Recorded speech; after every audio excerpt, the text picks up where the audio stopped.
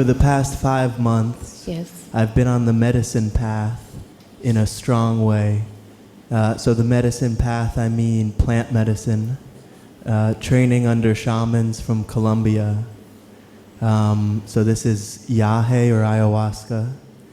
And this is many other medicines as well, from frogs and toads and plants and seeds. I want to describe one of such experience, and I feel this conflict. It's more in my head than my heart, between you as my teacher and these shamans as my teacher and this plant medicines as my teacher. So one experience was with a seed called jopo. And this is a seed that's administered through the nose. Immediately after, I began to purge, to vomit. Yes. And I vomited for so long, I felt despair. I felt it kind of broke me in a way. And I started saying at one point the F curse word. And I was saying, fa, fa, fa, fa, fa, fa, fa, fa, repeating it. And they put water on my head and the water burned. It was a lot of pain and despair. And then at one point it broke, the pain cleared, and my body began to move. And it felt like truth moving through me.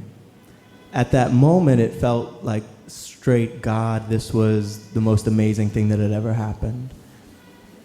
And I began to speak in voices, delivering messages to people. And in retrospect, a lot of these messages weren't per se true, but they served some kind of role. For me, it felt like I threw up this part of myself that needed to tell people these things all the time. And afterwards, I could listen much better. And I felt maybe the biggest shift in my life after this, from a single experience. So my question is, I feel like it's done me so much good, and really I want to ask for your blessing, but I only want to ask for what's meant to be. So I'll begin by asking for your clarity on these experiences and these sort of practices. So generally what happens when one takes any substance that's putting the body under stress, because it is a stress of some kind or the other, whether it's, I think it's called bufo, right? The frog saliva, it is, of the frog. The secretion from the back. The secretion of the frog. Bufo, or whether it's that, or it is, I would even go so far as to put LSD in the same container, or it is other quote-unquote medicines that are used in such processes. Whatever they are, they finally are putting the system under trauma of one kind or another. And the consciousness / awareness / perception, even to a certain extent, will try to leave the system or evade what's going on by moving somewhere else, not perceiving anymore directly through the senses in a coherent way. That is one of the main reasons why I advise against these processes, because what they do is that they're pushing something out of the system, certainly resulting in various altered states of consciousness which the system has not known until that point. But what happens is that when one practices these things over a longer period of time, there is a detachment from the system which a person who has done it over some time will never be able to solidly re-establish. I don't have a moral issue about drugs or anything for that matter. Everyone's free to do what they have to do. It isn't a moral issue. It is simply messing around with the consciousness, because it's sending it into spaces which are which are not corporeal anymore. They're outside, they're cosmic, they're transcendental. Now, a transcendental experience is a nice experience to have. But if you have continuing transcendental experiences and you're floating more and more out of the system, you will lose connect with what is here. There's no doubt about it. If we want to be spaced out, then that is a choice, it's a personal choice. But it cannot get my blessings for sure. I cannot bless something where I know is going to lead in the long run to a detachment from the materiality of the body, from the emotionality, from the conceptual clarity and so on. Because what is said here, as you know, is that it is in this moment, in a present state, totally tuned into the body and this reality, that the consciousness can expand within the system and make the processes that are diametrically opposite to those that take you out of the system into a cosmic experience. So while people do experiment, I still feel that as far as possible, no. And why? Because whatever cosmic experience you have, finally you're going to have to come back down here and deal with this reality. And this reality will never, ever, ever, ever hold up to that experience, in the sense you won't be able to deal with it completely, because what you've experienced outside the system is larger and bigger and wider. So when you are in the body, when you're here and now, you'll always be searching for that something which you won't find. It is another language that has to be learned. It's like you're out there and you're speaking Russian. And you're trying to speak Russian to the cells of your body and they only understand English. So you'll be talking Russian all the time, but the body is not going to be doing what you want it to do because it's not understanding what's going on. See, one thing is very important. It's not a matter of feeling guilty about what one has done or regretting it or this. That's not what I'm looking at. I'm saying, however much you do these processes, unless you go live with your shaman master in the jungle and go through the ego breaking down processes which accompany these processes. It is not only about what you ingest and vomit out, it's also about actually serving the shaman, doing all the rituals that are with the shaman every day, year after year after year, which is an entirely different story than a one-sided approach which is undertaken more and more by people who are, on the one hand, ready to take the medicines and ingest them and experience and purge, but on the other hand are not ready to bend down.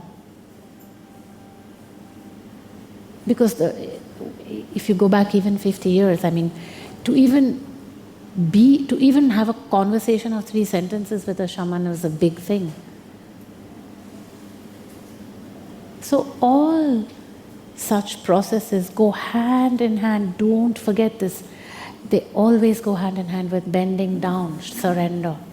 And they will not talk much about surrender, because surrender is not something that can be sold very easily. I'm not speaking now necessarily about your shamanic masters, but the experience is easy to sell, but the surrender that is needed hand in hand with the experience is very difficult. Who wants to surrender?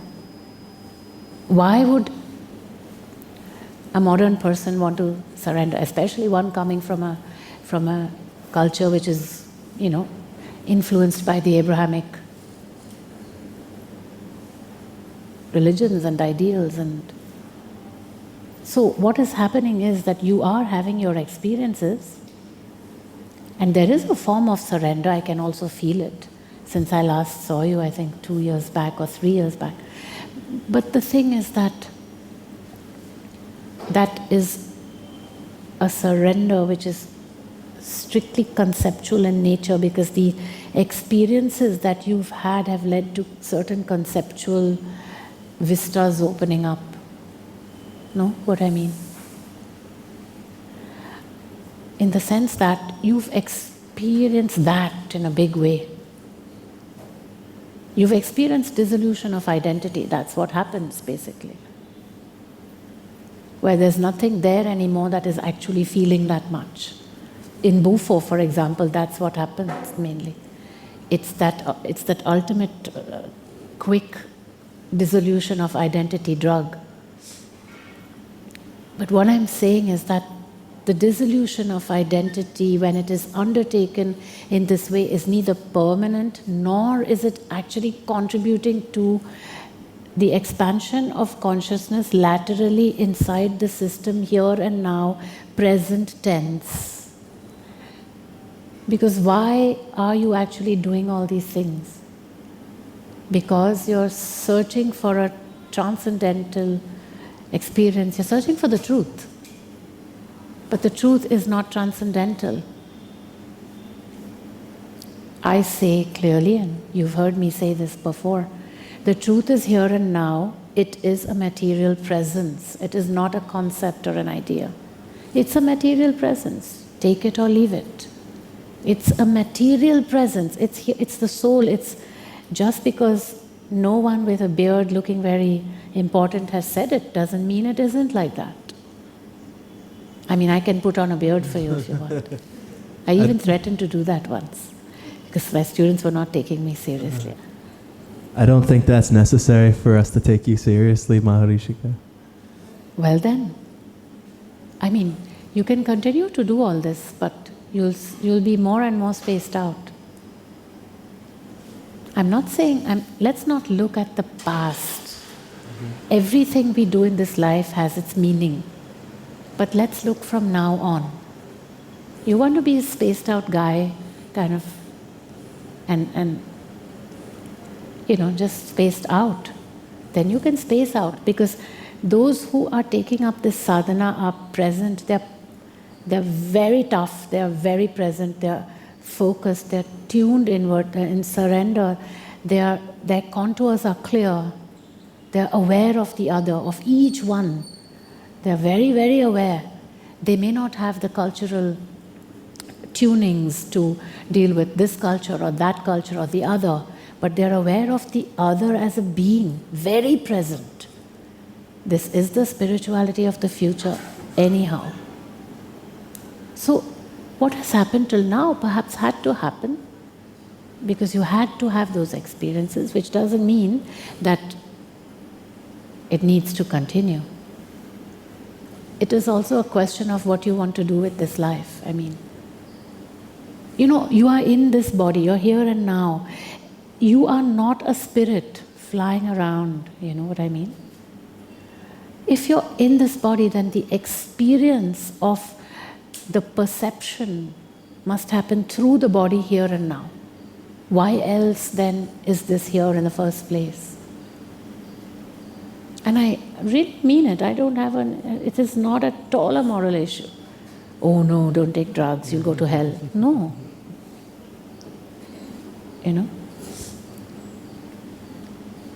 It isn't that. It's a matter of where do you want your consciousness to be moving around.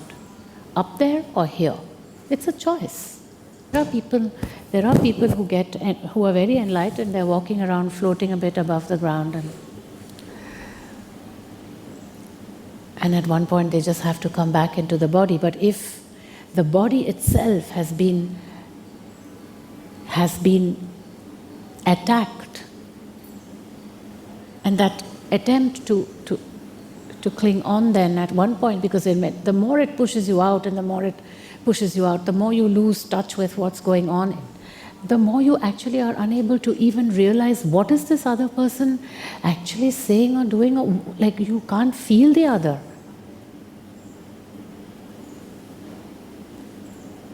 And you're a musician, you need to do your work. I mean, you can't just be spaced out like this sitting. You need to organize yourself, you need to set things up, you need to be clear, you need to talk to the other, you need to hear what the other is saying, you need to be able to run an organization, you need to be present. If you continue like this, you will be absent. You won't be able to be present. In the long run, I mean. and you've had these experiences, so now you know everything. You know that was not the truth. message I received. You know the truth, you know emptiness, you know fullness, you know that, you know this. Okay, so then when is it going to reach the point where you say, okay, now I know it? Because there will never be a point. It will continue and continue and continue and continue until you're hardly in touch with, because I've seen enough such people. So in my younger days, about 12 years ago, I did a lot of LSD.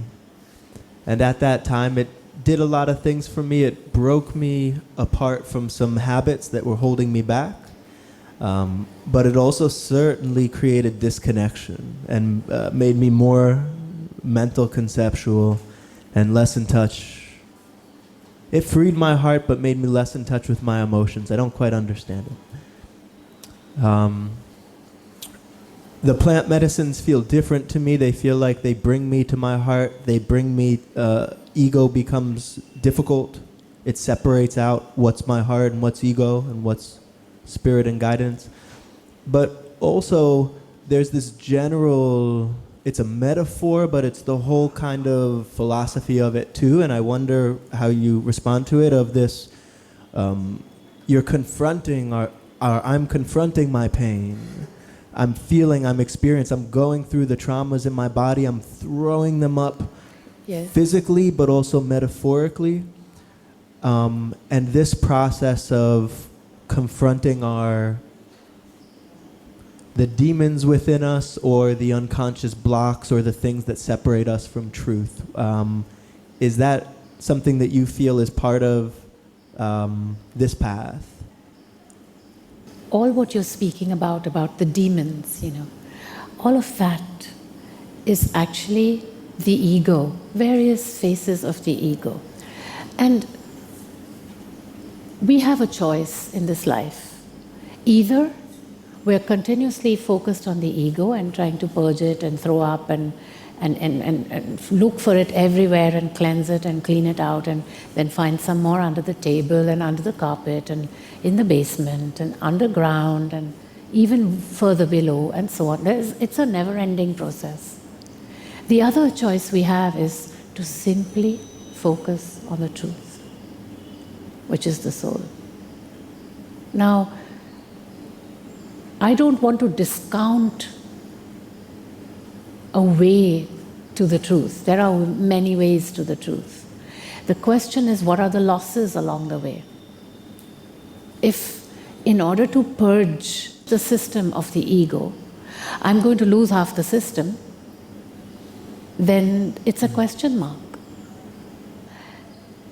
If they are going to give the whole practice, which includes the surrender practices of staying with the shaman, actually bending down, working with them, sometimes cooking for them, finding firewood, all of that over a period of some years, then it's a different story. But this is a sort of a bit of a shallow practice, I feel, just to get the experience, take the buffo, lose identity, come out of that still alive, because it's a very intense experience, of course, and dissolution of identity is not a joke when it happens through taking a drug or something. Why? The drug, the exhilaration, when you can actually bend down to that thing and that love that you experience and you can give to the other, why would you want to go into an transcendental experience? Then you may as well do other practices as well and go into enlightenment, and then come back here in 10 years and say, I'm enlightened, and now what?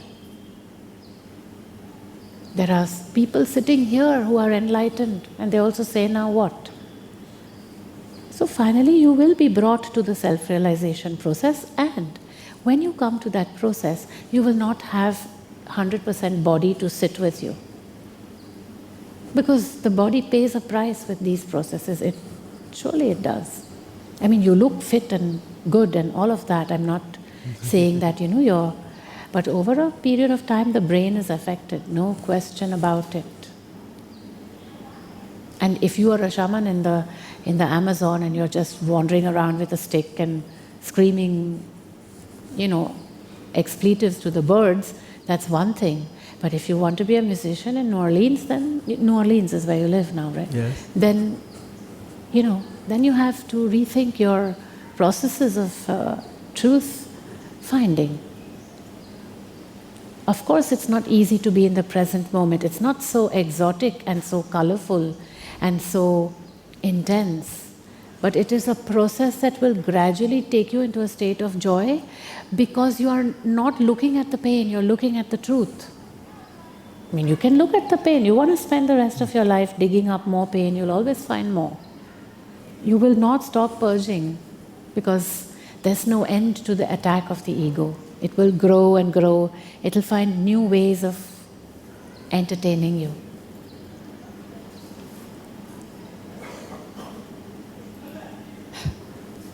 But words that I say have very little power and weightage against the intensity of an experience like Bufo or like even LSD.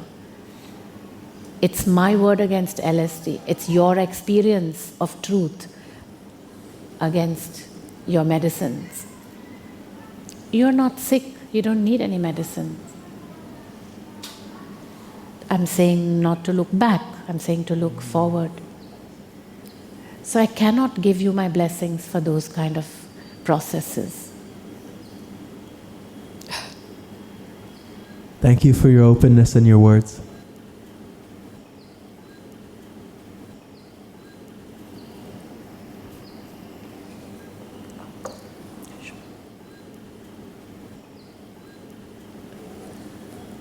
I hope that my words penetrate through the medicines. They always do. And I hope you don't throw them up again.